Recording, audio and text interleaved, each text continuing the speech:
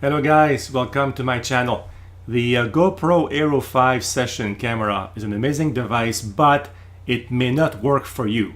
In the next few minutes, I will show 3 limitations you should be aware of before you make a decision on a purchase.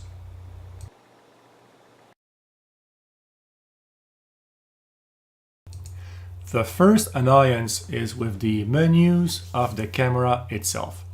So if we press the button, we will be first in video mode, as we will see here.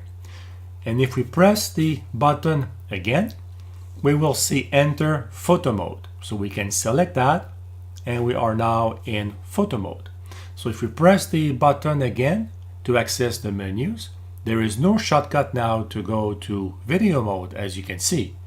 So we have to go to camera settings, select that, and then select again to go to video, and then we have to press the side button to cycle all the way to the check mark, select that, and now we are in video mode. And if we go back to the menus, there is a shortcut for photo mode, but there is none for video mode, as you can see here.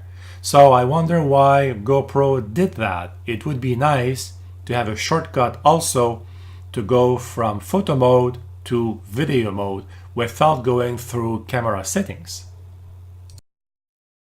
The second annoyance is with the GoPro Quick app. If you select a footage and you want to get the info, you get 1080p, your frames per second, but the field of view is not there. So you don't know if this was done in linear, wide view, super wide view. So it would be very nice to have the information right there.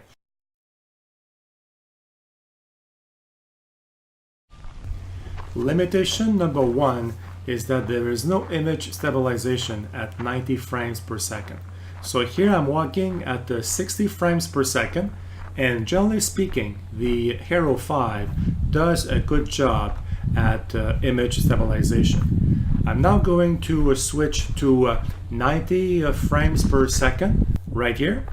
I'm doing the same walk, and if you look at the light posts, it's a bit more shaky because at 90 FPS there is no image stabilization.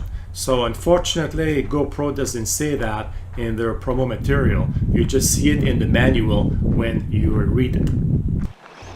90 frames per second is important if you have fast action or fast moving objects, like for example car racing. I do a lot of remote control vehicles in my on my channel. I do cars, trucks, and also drones. So filming at 90 frames per second is important to me because I can do cool slow motion, as I'm going to show here the difference between 60 and 90 frames per second in slow motion.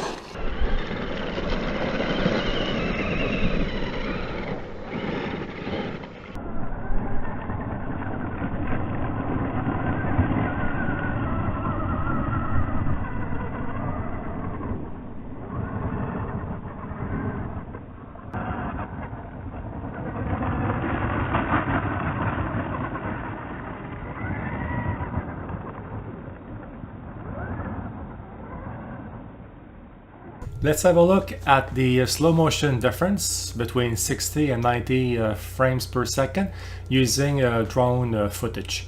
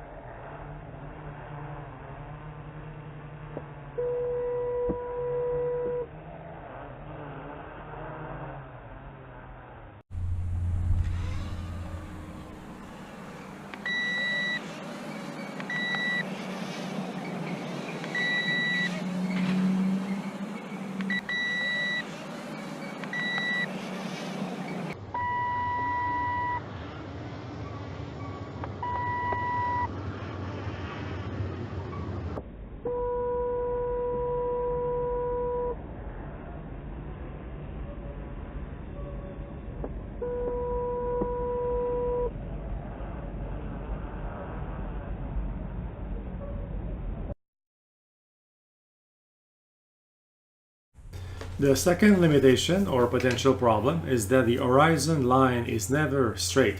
So that's not a problem if you're doing surfing or downhill skiing because you don't see the horizon, you see waves or you see snow.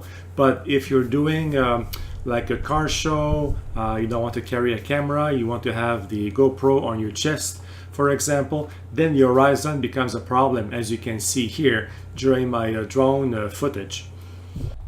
So as we could see here before, just walking with the GoPro on my forehead, the horizon is never straight. So that is a problem for many applications.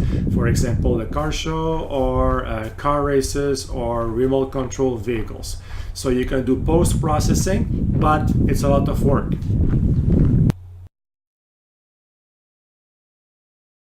The third limitation is the fisheye effect. If you're doing sports like surfing or downhill skiing, just to name these two, that's not a problem because you never have straight lines. You have waves, you have snow, but if you're doing footage with vertical lines, and again, my example of a car show, car races, or remote control footage like I do, it may become a problem. So let's have a look at what GoPro calls the linear mode, the wide mode, and the super view mode. This shot is at 1080p and linear. So as you can see, the vertical components do look vertical. There is no fisheye effect.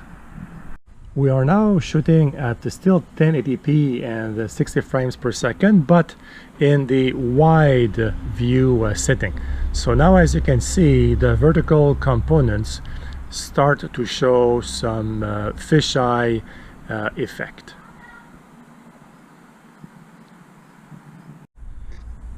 We are now in what GoPro calls the super view setting, which is the super wide angle. So now you can see on the vertical components that there's a significant fisheye effect. If you want to totally eliminate the fisheye effect, then you have to shoot in the linear mode. But that mode is not available, for example, when you shoot at 90 frames per second.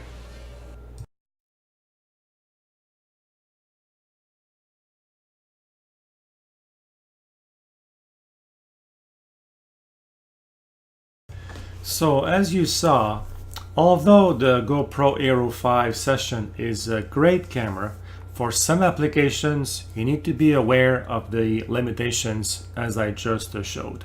So I hope you enjoyed this video, and I hope to see you back soon on my channel. Goodbye, guys.